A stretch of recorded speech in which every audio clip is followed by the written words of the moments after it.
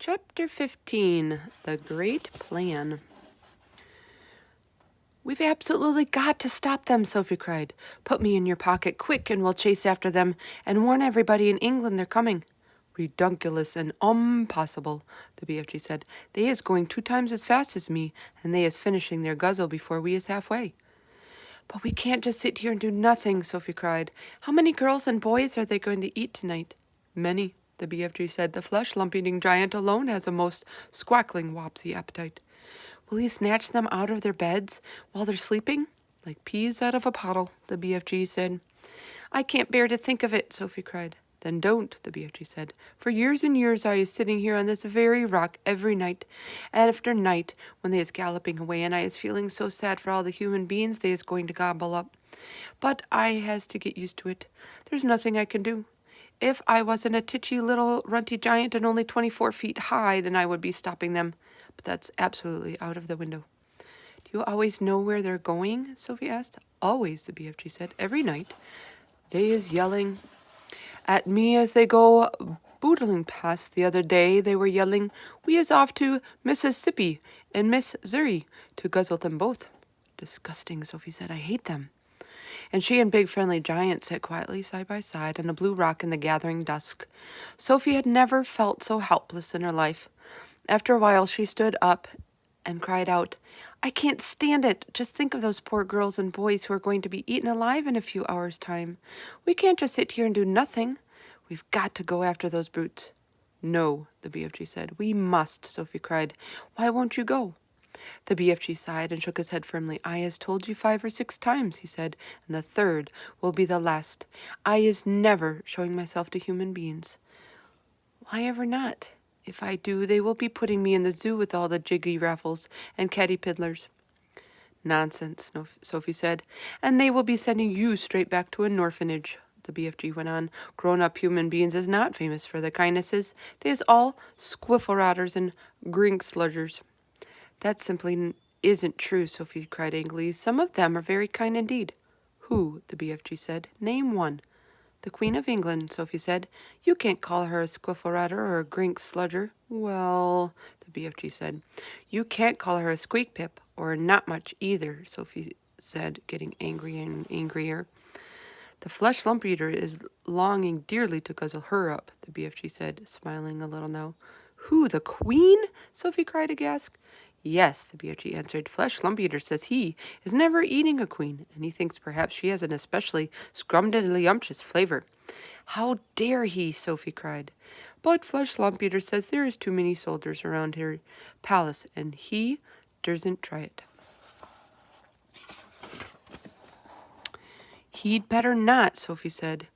"He's also saying he would like very much to guzzle one of the soldiers in his pretty red suit, but he is worried about the big black furry hat that he's wearing. He thinks they might be sticking in his throat." "I hope he chokes," Sophie said. "Flesh-lump-eater is a very careful giant," the BFG said. Sophie was silent for a few moments. Then, suddenly, in a voice filled with excitement, she cried out, "I've got it! By golly, I think I've got it!" "Got what?" asked the BFG. "The answer," cried Sophie.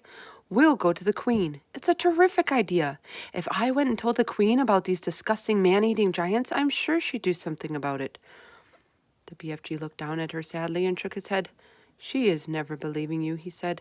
"Never in a month of Mondays." "I think she would." "Never," the BFG said. "It is sounding such a wonky tall story the Queen will be laughing and saying, 'What awful rub squash.'" "She would not." "Of course she would," the BFG said. "I has told you before that human beings is simply not believing in giants." "Then it's up to us to find a way of making her believe in them," Sophie said. "And how is you getting in to see the Queen anyway?" the BFG said. "Now hold on a sec," Sophie said. "Just you hold on a sec, because I've got another idea." "Your ideas is full of kroodswaddle, Woggle," the BFG said.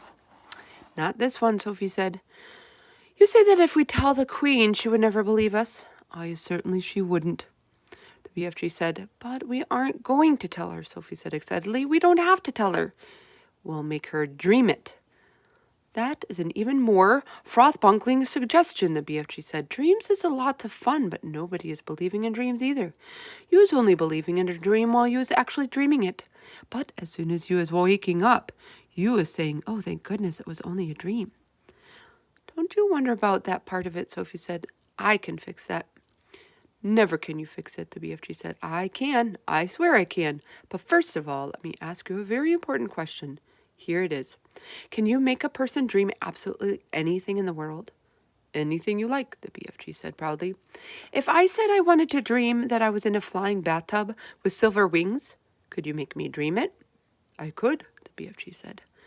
But how? Sophie said. You obviously don't have exactly that dream in your collection. I do not, the BFG said, but I could soon be mixing it up. How could you mix it up? It is a little bit like mixing a cake, the BFG said, if you was putting in the right amount of all the different things into it. You is making the cake come out any way you want, sugary, spongy, curranty, Christmassy, or grab-switchy. It is the same with dreams. Go on, Sophie said.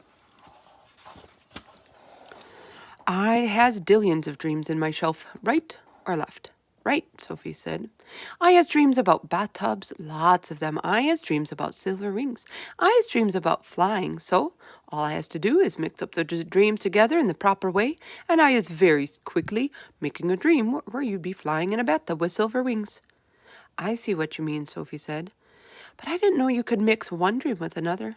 Dreams like being mixed, the BFG answered. They is getting very lonesome all by themselves in those glassy bottles. Right, Sophie said. Now then, do you have dreams about the Queen of England? Lots of them, the BFG said.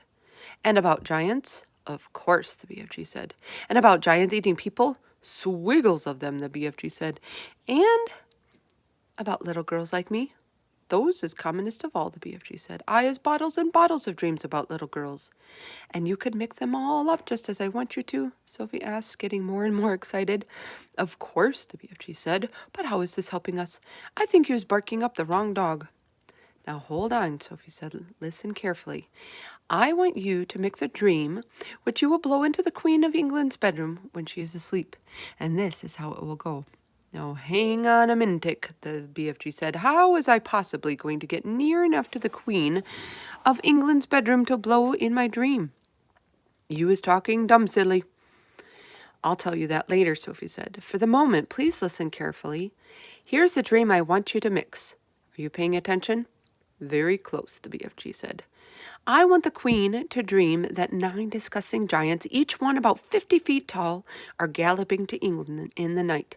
She must dream their names as well. What are their names again? Flesh lump eater, the BFG said, man hugger, bone cruncher, child chewer, meat dripper, gizzard gulper, maid masher, blood bottler, and the butcher boy. Let her dream all those names, Sophie said, and let her dream that they will be creeping into England in the depths of the witching hour, snatching little boys and girls from their beds. Let her dream that they will be reaching into the bedroom windows and pulling the little boys and girls out of their beds, and then, Sophie paused. Do they eat them on the spot, or do they carry them away first, he asked. They is usually just popping them straight into their mouths like popcorn, the BFG said. Put that in the dream, Sophie said. And then the dream must say that when their tummies are full, they will go galloping back to giant country where no one can find them. Is that all? The BFG said. Certainly not, Sophie said. You must then explain to the Queen in her dream that there is a big friendly giant who can tell her where all those beasts are living, so that she can send her soldiers and her armies to capture them. Once and for all. And now let her dream one last and very important thing. Let her dream that there's a little girl called Sophie sitting on her windowsill who will tell her where the big friendly giant is hiding. Where is he hiding? Asked the BFG. We'll come to that later, Sophie said. So the Queen dreams her dream, right? Right, the BFG said. Then she wakes up. The first thing she thinks is, oh, what a horrid dream. I'm so glad it was only a dream. And then she looks up from her pillow, and what does she see? What does she see? The BFG asked. She sees a little girl called Sophie sitting on her windowsill right there in real life in front of her, before her very eyes.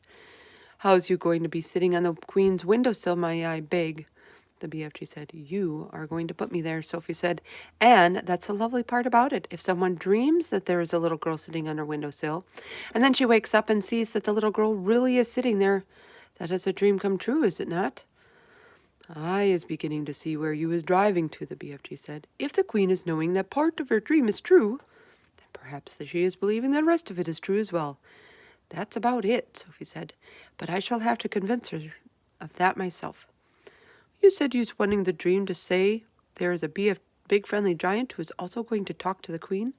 Absolutely, Sophie said. You must. You're the only one who can tell her where to find the other giants.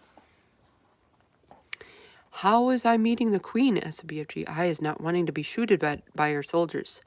The soldiers are only in the front of the palace, Sophie said. At the back there's a huge garden and there are no soldiers at all. There's a very high wall with spikes on it, the garden, to stop people climbing in, but you could simply walk over that. How's you knowing all this about the Queen's palace, the BFG said. Last year I was in a different orphanage, Sophie said. It was in London, and we used to go for walks all around there. Is you helping me find this palace, the BFG asked. I has never dared to go hide and sneaking around London in my life. I'll show you the way, Sophie said confidently. I is frightened of London, the BFG said. Don't be, Sophie said. It's full of tiny dark streets, and there are very few people about in the witching hour.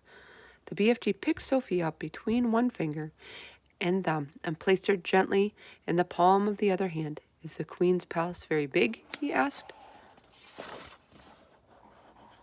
Huge, Sophie said. Then how is we finding the right bedroom? That's up to you, Sophie said. You're supposed to be an expert at that sort of thing. And you is absolutely sure the Queen will not put me in a zoo with all the catty piddlers? Of course she won't, Sophie said. You'll be a hero, and you'll never have to eat snozcumbers again. Sophie saw the BFG's eyes widen. He licked his lips. You mean it? He said. You really mean it? No more disgusting snozcumbers? You couldn't get one if you wanted to, Sophie said. Humans don't grow them. That did it. The BFG got to his feet. When is you wanting me to mix this special dream? He asked. Now, Sophie said, at once. When is we going to see the Queen? He said. Tonight, Sophie said, as soon as you mixed up the dream. Tonight, the BFG cried. Why such a flush-bunking flurry? If we can't save tonight's children, we can anyway save tomorrow's, Sophie said. What is more, I'm getting famished. I haven't had a thing to eat for 24 hours. Then we had better get crackling, the BFG said, moving back towards the cave. Sophie kissed him on the tip of his thumb. I knew you'd do it, she said. Come on, let's hurry.